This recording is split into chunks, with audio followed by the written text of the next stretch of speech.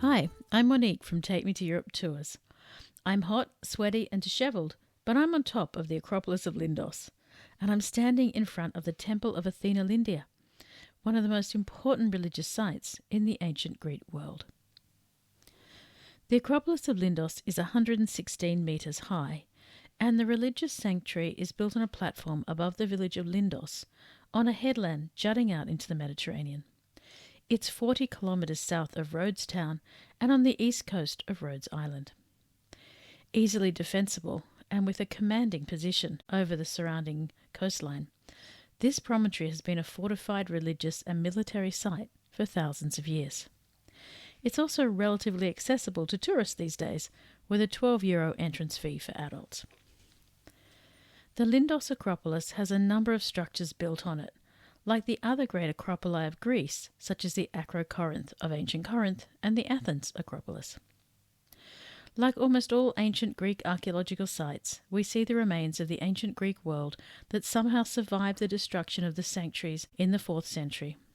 We see the Roman ruins that often use the stones from the Greek structures, and then we see Byzantine churches, medieval structures, and Venetian fortifications. And over here, close to Turkey, we see a lot of Ottoman structures. The twist on islands like Rhodes and Kos in the Dodecanese island chain is that we also have the Hospitalier Knights of St. John, extending existing fortifications and building new ones. You'll see structures from all of these historical periods at the Acropolis of Lindos. They include medieval stairways, an administration building, a Byzantine church of St. John, a Roman temple and stoa, a Hellenistic stoa, a propylaea, a monumental gateway, and a big stairway to the propylaea as well.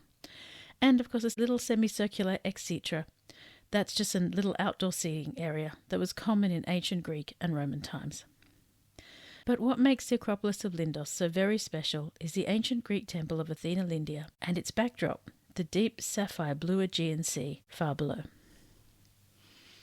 The area around the ancient Acropolis has been used for religious worship for millennia, but we know that worship here has occurred since the geometric age, the 9th century BC.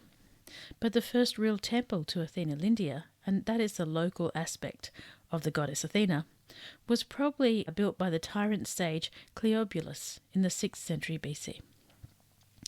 It's fair to say the tyrant Cleobulus and the goddess Athena Lindia didn't get on, and according to myth, Cleobulus was punished by being turned into a rock for disrespecting the goddess.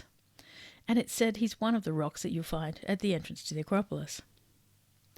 By the 4th century BC, however, the original temple to the goddess had been burnt down and was subsequently rebuilt as the Doric Temple of Athena Lindia. And it was to this temple that significant historical figures like Alexander the Great came and offered votive sacrifices. Falling into disuse after the Christianization of Greece in the 4th century AD, the remains of the temple were rediscovered by a team of Danish archaeologists in 1900. The most impressive finds are a large bronze statue of Athena Lindia and a marble head of the goddess Hera.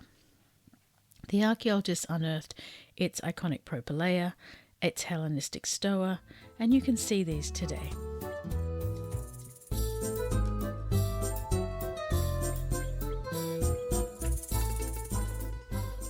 Long after Homer's Iliad and the fall of the Roman Empire, the Knights of St. John acquired the island of Rhodes under very dubious circumstances.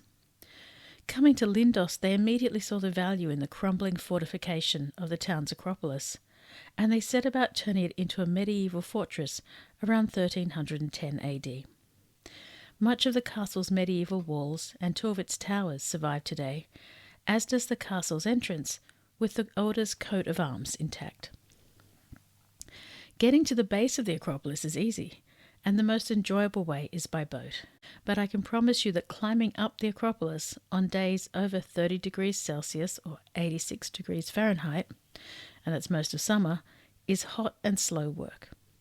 But it's even worse on rainy days when the cobblestones become very slippery. But even on the driest day of the year, the cobblestones in the courtyard just before the flat temple area are treacherous. If you have impaired mobility, such as needing a walking stick, you will need help here. And forget signage, handrails or a walking path, you're on your own. In summer, when most visitors come, there's no shade. But if you buy your ticket online, you can walk past the enormous line of people queuing in the heat and enter the monument immediately. Once you've passed the entrance booth, there's another staircase with no guardrails to get you up into the fortress. I do hope I haven't put you off visiting this extraordinary ancient Greek sanctuary. I can just advise not to go in the middle of summer or the middle of winter, to take it slow with a hat and some water, because you'll be rewarded with one of the most mesmerizing sights in Greece. It's absolutely worth the effort. The Acropolis of Lindos is an important stop on our Dekanese Islands tours, so make sure to sign up to our newsletter to learn more about the Acropolis of Lindos, Rhodes Island, and our new and exciting upcoming tours.